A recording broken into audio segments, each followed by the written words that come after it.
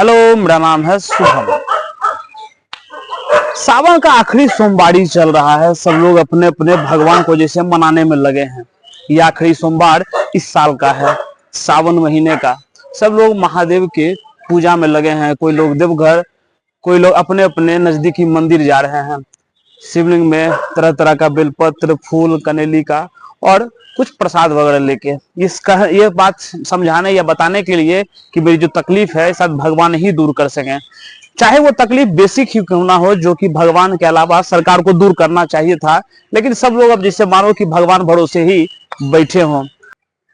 अब ये लगभग सावन का महीना लगभग धीरे धीरे खत्म हो रहा है। साथ में खत्म हो रहा है मानसून सत्र, जो 21 जुलाई से शुरू हुआ था 21 अगस्त के लिए। इस मानसून सत्र में कुछ होना था लेकिन हो नहीं पाया। कुछ लोग मुद्दे उठाए लेकिन उठ नहीं पाया।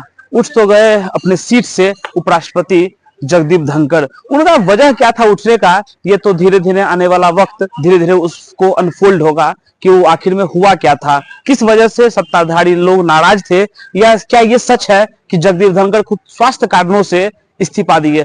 कारण चाहे जो हो, कारण बताने में अभी तो नहीं लगेगा, लेकिन इसका धीरे धीरे अनफोल्ड होगा ये कार्यक्रम कि कब ये खत्म होगा। इस बार संसद सत्र में कुछ हुआ नहीं।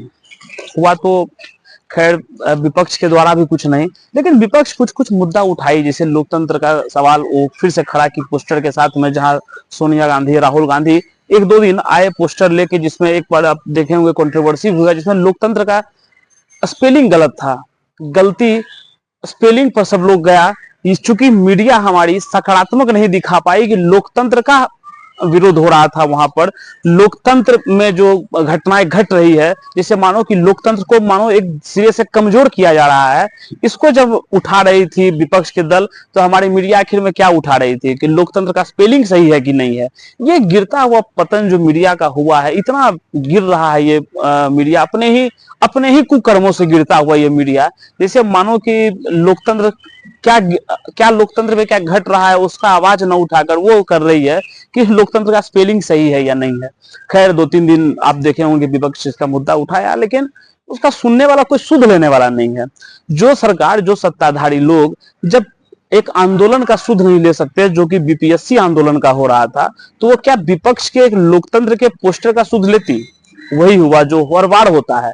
हर बार विपक्ष को तरह तरह से जलील, उसको उसकी भाषा को जलील, उस जो बोलना चाहे सामने से चेयर से उसका आवाज आया कि बैठिए, चुप रहिए, इस पर मत बोलिए, इसका सबूत दीजिए, उसका ये कीजिए, जैसे मानो कि कोई मॉनिटर इस तरह से बात कर रहा हो अपने ही संसद के लिए। लेकिन ठीक है, सांसदों की भी जिस स्थिति परिस्थिति में सांसद सब कर रहे हैं वो भी कुछ ठीक नहीं है। जब एसएससी के कुछ युवा जब एसएससी के लिए आए अपने यहाँ कि हम इसका मुद्दा उठाते हैं कि यहाँ जो गड़बड़ी एसएससी बोर्ड में हो रहा है, इसका कौन सुध लेगा, इसको आखिर में कौन दिखाएगा। जब कुछ लोग मीडिया के पास पहुंचे तो मीडिया जानते हैं उस दिन क्या दिखा रहा था, मालेगांव ब्लास्ट।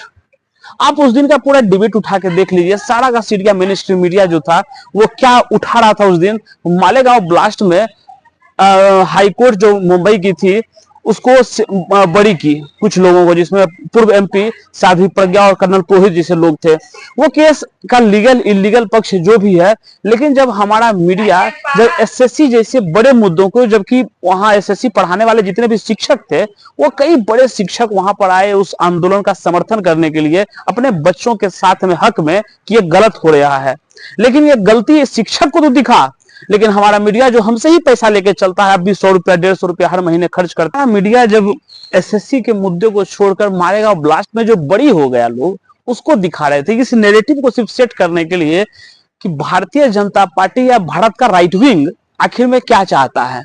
उस मुद्दे को ये सेट करना चाह रही थी अपने डिबेट के माध्यम से, अपने न्यूज चैनल के माध्यम से, जबकि पूरा युवा भारत का एसएससी में जो पढ़ने वाला इलाहाबाद, पटना जैसे छोटे छोटे शहरों में, गया, मुजफ्फरपुर, भागलपुर जैसे छोटे शहरों में रह के एक छोटा सा कमरा में लेके 3000-3500 का कमरा अपने, आपको पता है जिस राज्य में 200 जिसका पर कैपिटा इनकम 200 रुपया हो, हर वहां पर 3000-3500 का कमरा लेके कोई लड़का एसएससी की तैयारी कर रहा हो और उसको पता हो कि एसएससी में धांधली हो रहा है, जिसका आरोप सब लोग लगा रहा है। ये आरोप कितना सच कितना सही गलत है, ये सुनने वाला भी सरकार की तरफ से कोई नहीं आता। ये सुनता भी कोई नहीं है। सब लोग जैसे मानो कि एक वाहवाही करने में लगे हों एक व्यक्ति की, कि जो हो रहा है उन्हीं के अंतर्गत सब कुछ सही है और जो गलत हो रहा है उसका कोई जिम्मेदारी या कोई जवाबदेही लेने वाला नहीं है। यही बात अभय सर जो मैथमेटिक्स शिक्षक हैं वो अपने शब्दों में कहते हैं। लेकिन खैर, जब हम सुध की बात करते हैं तो सुध लेने वाला जब विद्यार्थियों का ही कोई नहीं है, जो लोग वोट देते हैं, सब लोग विद्यार्थियों को बूथ अध्यक्ष बनाना चाहते हैं, सब लोग विद्यार्थियों को अपने यहाँ रखना तो चाहते हैं, युवा मोर्चा में लाना चाहते हैं। लेकिन वही विद्यार्थी जब युवा मोर्चा का एसएससी की तैयारी करने लगता है, तब फिर उनको समस्या होता है कि फिर हम इसको कहाँ एडजस्ट करें, कैसे इसको कहाँ देखें, उसकी बातों को सुने या अनसुना कर दें। अनसुना जैसे विपक्ष को किया जा रहा है, जैसे युवाओं को किया जा रहा है, उसी स्थिति में विपक्ष को भी अनसुना किया जा रहा है। विपक्ष को जैसे कि मोरल उनका डाउन, मतलब सिर्फ अनसुना ही नहीं किया जा रहा है, उस पर तरह तरह का आरोप और उनका मोरल जो थोड़ा बहुत दुष्ट था उसको खत्म कर रहे हैं। राहुल गांधी जैसे विपक्ष के बहुत बड़े नेता, उनको भी इस तरह से डांटा बोला उनको भी जा रहा है, जैसे मानो कि वो कुछ अलग ही दुनिया के लोग हैं। उनको 10 साल बहुत तरह का नाम देके, अलग अलग नाम देके, उन पर अलग अलग संज्ञा खर्च करके उनको बहुत बदनाम किया गया।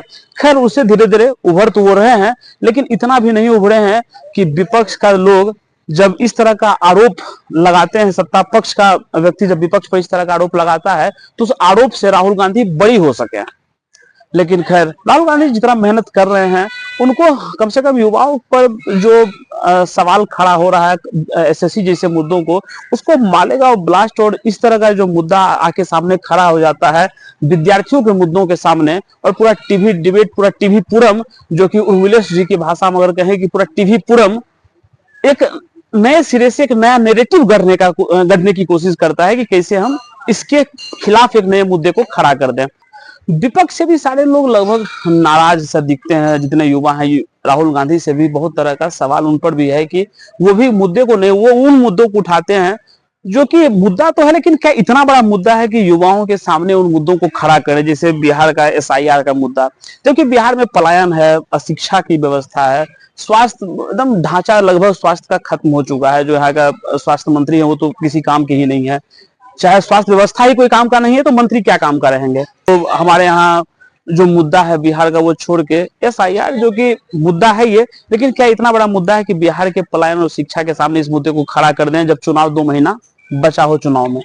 लेकिन खैर, सब लोग इस तरह से बात कर रहे हैं कि युवाओं के अलावा चाहे जो मुद्दा है हम लेके आएंगे, आरजेडी इस पर जो मुख्य विपक्षी दल है बिहार में, वो इस पर बात ही नहीं करना चाहती है। जैसे मानो कि वो भी इन मुद्दों से बचना चाहती हो कि हम एसआईआर पर बात करेंगे लेकिन एसएससी आंदोलन पर बात नहीं करेंगे, चाहे बीपीएससी आंदोलन पर बात नहीं करेंगे, चाहे बिहार में बढ़ता हुआ पलायन पर बात नहीं करेंगे जहां गांव का गांव खाली हो रहा है।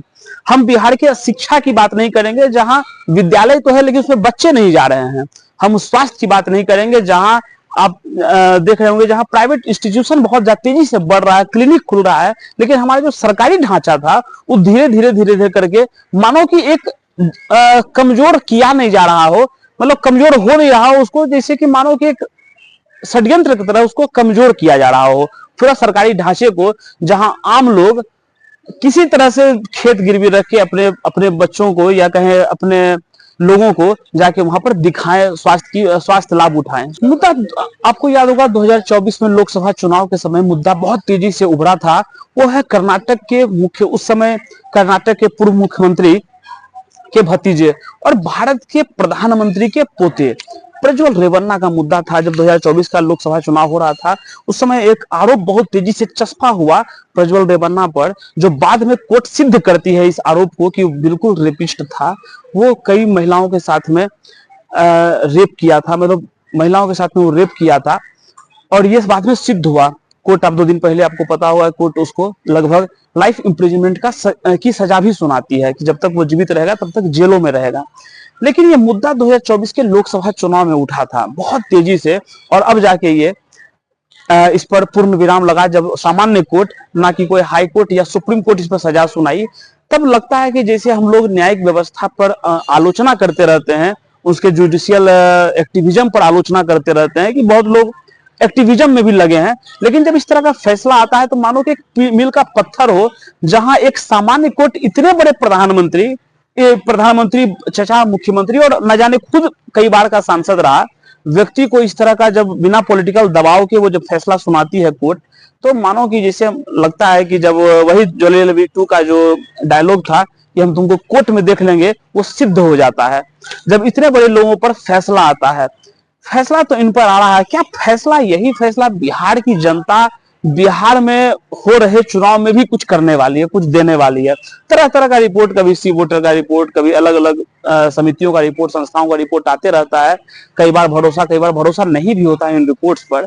देखते हैं आगे क्या होता है, लेकिन जो जो हो रहा है बिहार में वो सही नहीं है। चाहे जो क्राइम की स्थिति अभी बिहार में है, जो कंट्रोल नहीं कर पा रही है यहाँ की सरकार, बिहार सरकार की, क्राइम जिस तरह से बढ़ रहा है उसको कंट्रोल भी बिहार सरकार नहीं कर पा रही है। हम ये सत्ता पक्ष के सामने जो विपक्ष खड़ी है वो ये बताने में असमर्थ है कि हम आएंगे तो उस क्राइम के कंट्रोल में किस तरह का योगदान निभाएंगे, वो हम कैसे क्राइम को कंट्रोल करेंगे। क्योंकि जब तीसरी पार्टी जो उभर कर आ रही है प्रशांत किशोर, वो बार बार चस्पा आरोप को चस्पा कर रही है आरजेडी पर, या कहें कि बिहार के मुख्य विपक्षी दल पर, कि आप जब आएंगे तो आप कट्टा ही चलाएंगे। इस तरह का आरोप जब प्रशांत किशोर जी लगाते हैं तो जैसे मानो कि आरजेडी और तेजस्वी यादव पर चस्पा हो रहा हो धीरे धीरे। इसको छुड़ाने के लिए तेजस्वी यादव अतिरिक्त कुछ मेहनत नहीं कर रहे हैं, वो अतिरिक्त कुछ ऐसा नहीं कर रहे हैं जैसे ये आरोप उन पर ना चिपके। वो भी लगभग आरोप प्रशांत किशोर जी लगाते हैं तो भाई वीरेंद्र जैसे विधायक इस बात का चस्पा भी, इस बात का सबूत भी दे देते हैं। ये बात उन पर चस्पा भी हो जाता है जब भाई वीरेंद्र जैसे विधायक जब एक दलित सचिव को इस तरह से धमकाते हैं, चाहे वो सही काम के लिए ही क्यों ना बोल रहे हो, लेकिन आप किसी को धमका रहे हैं लोकतंत्र में, तो ये बात चस्पा तो होता है जो प्रशांत किशोर जी कह रहे होते हैं आरजेडी पर।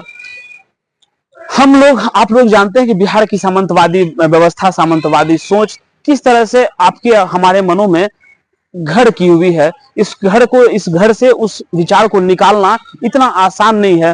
प्रशांत किशोर यही जाके पूरे बिहार में पैदल चलकर और अब तरह तरह के आयोजन में उस अंदर बैठा हुआ विचार को निकालने का प्रयास कर रहे हैं। ये काबिले तारीफ है। तारीफ तो प्रशांत किशोर जी का और भी कई तरह से किया जा सकता है कि बेसिक मुद्दों पर बिहार की राजनीतियों को लेकर आ गए हैं, खड़े कर दिए हैं, जहां शिक्षा, स्वास्थ्य और पलायन की स्थिति पर बातें हो रही है यहाँ के, लेकिन नौकरी रोजगार पर बात नहीं कर पा रहे हैं उस स्थिति से, उस दृढ़ता से, जिस दृढ़ता से वो पलायन के मुद्दों पर बात करते हैं। लेकिन खैर, आपका बिहार किस तरह से बदलता हुआ दिख रहा है, क्या लगता है कि 2 महीने के बचा चुनाव में आखिर में क्या क्या बदलेगा, और प्रशांत किशोर किस तरह से एक्स फैक्टर होकर निकल रहे हैं जहां मुद्दों को और कि बिहार के नैरेटिव को वो तय कर रहे हैं। तय तो विपक्ष को करना था, विपक्ष अभी भी कर सकती है संसद में, लोकसभा में और राज्यसभा में, कि वो उन मुद्दों को उठाए जो नीचे ग्राउंड पर चल रहा है। ग्राउंड पर कई मुद्दे हैं, लोग त्रस्त हैं, आर्थिक स्थिति से त्रस्त हैं। ट्रंप 25% की टैरिफ पर बार बार टैरिफ वॉर करने की धमकी दे रहे हैं। अमेरिका के प्रेसिडेंट बार बार इस बात का जिक्र कर रहे हैं कि भारत पर हम टैरिफ लगाएंगे। ये भारत सरकार इसका कोई जवाब नहीं दे रही है सामने आके। पता नहीं इसका जवाब क्या होगा, इस पर कभी किसी और वीडियो में बताएंगे कि यार इसमें ये टैरिफ वॉर है क्या, क्यों राष्ट्रपति ट्रंप भारत के पीछे पड़े हैं इस ट्रेड डील में, उनकी क्या हित है। भारत इस तरह के हितों पर अपना हित समझता है कि हम इसको आखिर में कहां पर लाके खड़ा करेंगे। लेकिन खैर, चाहे जो भी हो रहा हो, आपको हम बताते रहेंगे। बहुत बहुत धन्यवाद, मिलते हैं फिर किसी नए वीडियोस में।